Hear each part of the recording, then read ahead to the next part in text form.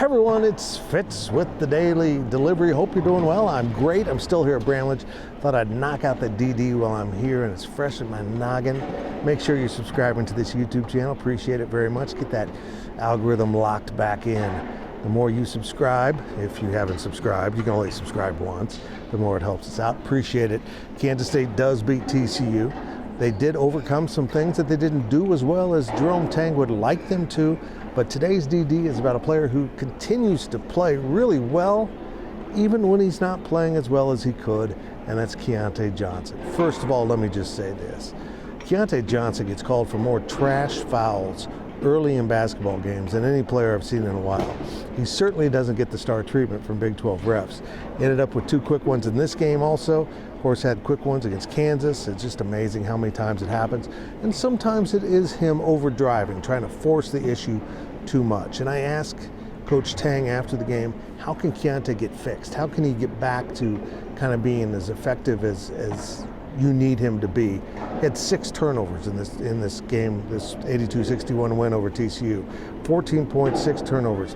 Here's what's interesting though. Those turnovers and the charges and the fouls come off charges. Almost all of those mistakes come when he puts the ball on the floor and drives. And I'm certainly not saying that he needs to stop driving the ball. That's a big part of his game. But I don't think he's fully embraced how good of an outside shooter he is. He hit both of his 3-point attempts in this game, and when he catches the ball in rhythm and squares up and shoots, he's really effective.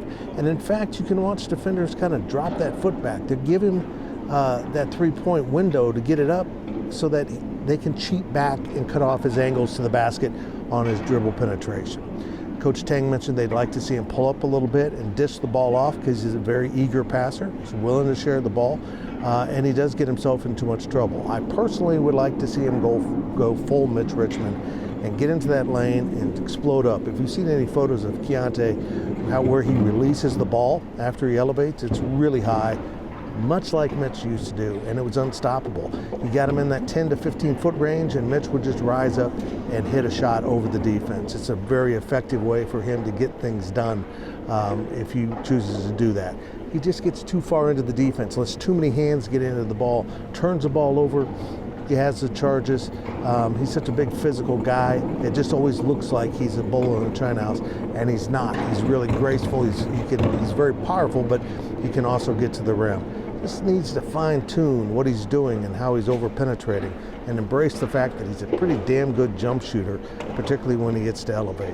Keyontae Johnson, great player, credible player, and yet he could be even better for Kansas State.